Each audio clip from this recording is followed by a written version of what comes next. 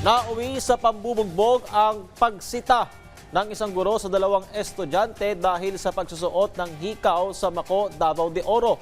Yan ang ulat ni Regine Lanuza ng PTV Davao. Nag-viral sa social media ang video na kuha ng isang netizen sa gym ng isang paaralan. Makikita sa video ang pagsaway ng isang guro sa estudyante.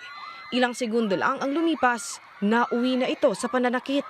Makikitang sinuntok ng estudyante ang guro, habang may isa pang estudyanteng sumuntok din sa likurang bahagi nito. Naganap ang insidente sa Elizalde National High School sa Mako, Davao de Oro noong Hunyo 27. Ayon sa DepEd 11, nagsagawa na ng paunang investigasyon ng paaralan. Lumabas sa investigasyon na sinaway lamang ng guro ang estudyante dahil sa pagsusuot nito ng hikaw na umano'y labag sa patakaran ng paaralan.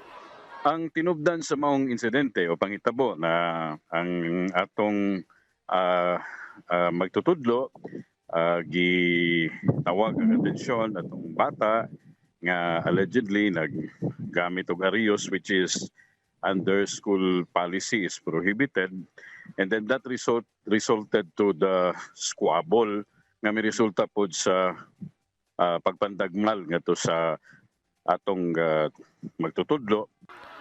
Ayon pa sa DepEd 11, grade 10 student ang unang nanuntok sa guro, habang ikalawang sangkot ay kapatid nito.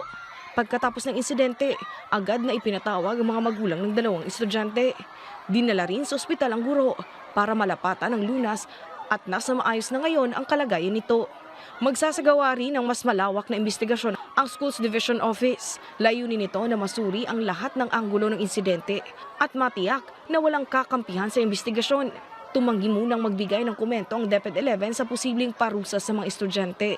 We'll only respond to that, Regine, if the information is already complete and the decision is already official. Subay pod na sa resulta nga makuha sa investigating body nga naglihok pa sa kasamtangan. Sa kasalukuyan, hindi muna pinapasok sa paaralan ang mga nasabing estudyante at isinailalim sila sa alternative delivery mode upang maipagpatuloy ang kanilang pag-aaral. Mula sa PTV Davao, Regine Lanuza para sa Bayan.